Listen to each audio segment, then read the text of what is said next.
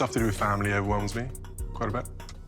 You know, worry or stress around family side of things, that does overwhelm me quite a bit.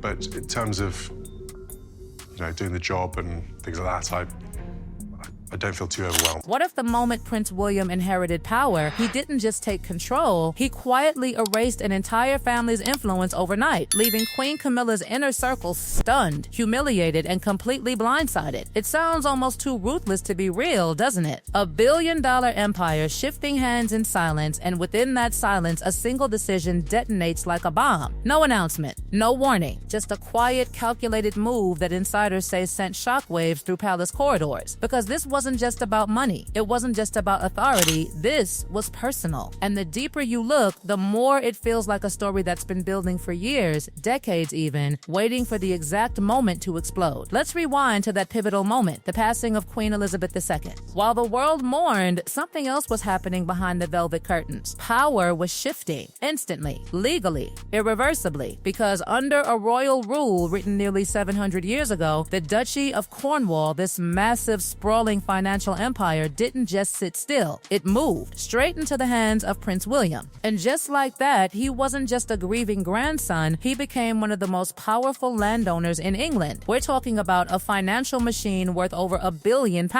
a legacy created by King Edward III in 1337. Acres upon acres of land, properties, coastlines, businesses, wealth that doesn't just exist, it grows every year, quietly, relentlessly. And now it was his. But here's where things start to feel uncomfortable, because for nearly 2 decades before William stepped in, this empire was under the control of his father, King Charles III. And during that time, something subtle but powerful was built. A network, a system, a structure filled with familiar names, trusted faces, and yes, family ties. One of those names? Annabel Elliot, not just anyone, Camilla's own sister. For almost 20 years, she held a position inside this billion-pound empire. Not a small role either. She was the chief interior designer for Duchy properties. No competition, no open bidding, just a direct pipeline into one of the most exclusive royal financial systems in existence. Payments flowing year after year, quietly stacking, reportedly crossing over 1.5 million over time. Now pause for a second, because this is where the tension starts to crack through the surface. Was it talent? Was it trust? Or was it something else? Something the public wasn't supposed to question. For years, nobody really pushed too hard. The system stayed intact. The arrangement continued. But behind closed doors, whispers began. And those whispers, they didn't just disappear when William took over, they followed him.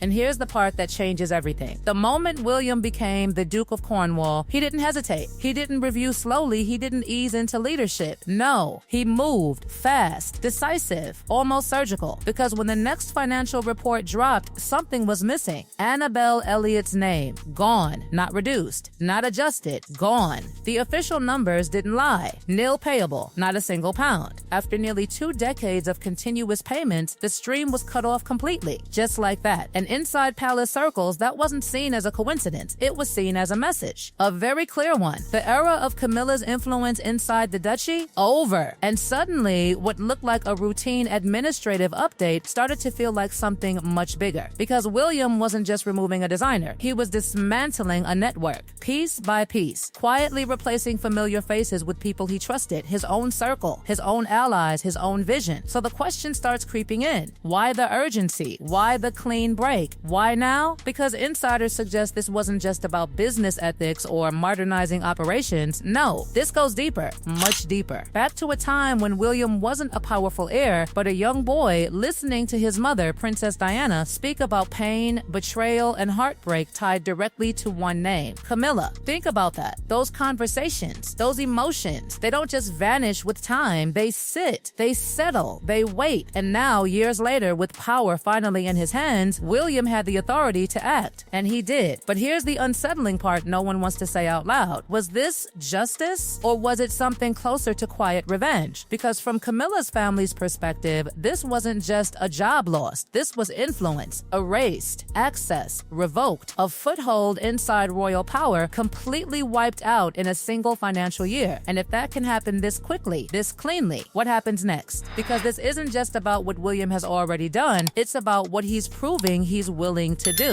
And if this is how he acts as Prince of Wales, then what happens when he becomes king? The silence around that question feels louder than anything else, because if you think this was the climax, you're not paying attention. This was just the opening move, the quiet signal of something far more unsettling taking shape behind palace walls. A slow, deliberate restructuring of power that doesn't just change roles, it rewrites loyalties. And here's where it starts to feel almost chilling, because according to insiders, Queen Camilla isn't just upset, she's cautious, careful, watching.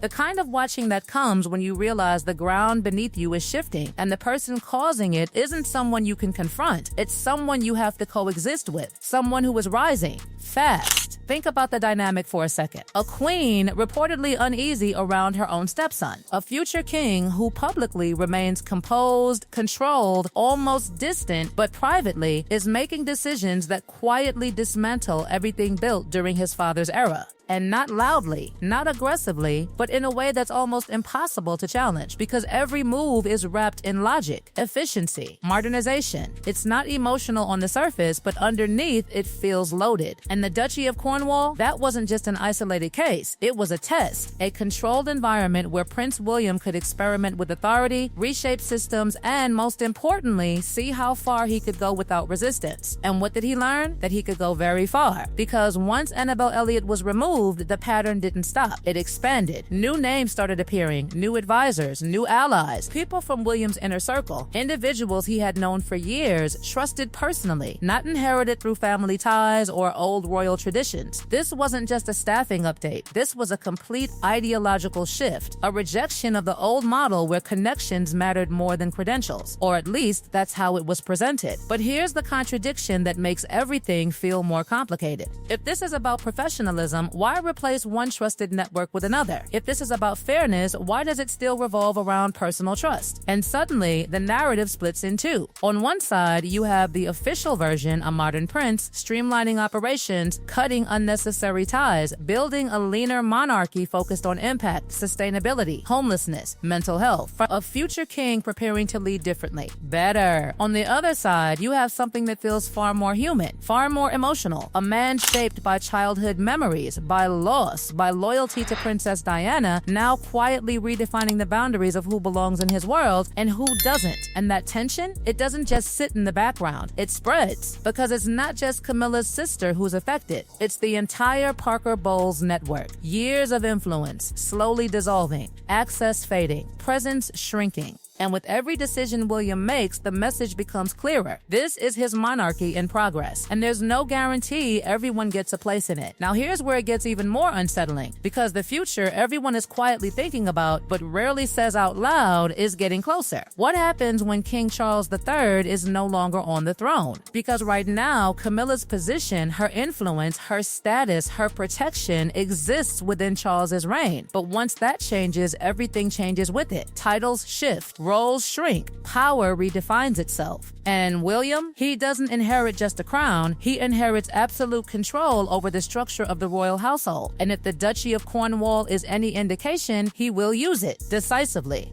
without hesitation. Some insiders suggest that Camilla is more aware of this than anyone else, that she understands the difference between being queen consort under Charles and becoming a queen dowager under William. One is central, the other is peripheral. And for a woman who waited decades to reach the position she now holds, the idea of slowly stepping back into the shadows might not just be uncomfortable, it might be unbearable. But here's the thing, there's nothing she can do about it, because William doesn't need confrontation. He doesn't need drama. His strategy is far more effective. Quiet adjustments, administrative changes, financial decisions that look neutral on paper but reshape reality behind the scenes. It's power without noise, and that's what makes it so difficult to challenge. Even Prince Harry has reportedly expressed concerns about what the future holds. Fears of being pushed out, excluded, cut off completely once William takes full control. And if that fear exists within his own brother, then what does that say about Camilla's family? Because the signs are already there, not loud, not public, but but consistent. A removal here, a replacement there, a subtle shift in priorities. And before anyone fully processes what's happening, the structure is different, the power is different, the people are different. And suddenly, the monarchy that once revolved around tradition starts revolving around one man's vision. A slimmer institution, fewer roles, less tolerance for inherited privilege within the system, more focus on impact, optics, control. It sounds modern, it sounds efficient, it sounds inevitable. But beneath that surface, the emotional undercurrents don't disappear. They build, because this isn't just a professional transformation. It's personal history colliding with present power. It's unresolved feelings finding expression through decisions that look strategic but feel symbolic. And maybe that's the real story no one is openly admitting. That this isn't just about what William is building, it's about what he's quietly leaving behind. And as Camilla's family watches their influence fade, piece by piece, decision by decision, the question lingers in the air, heavier than ever. If this is what he's doing now, what happens when nothing stands in his way? Because the crown doesn't just give authority, it removes limits. And if the past has taught him anything, it's exactly how far he's willing to go.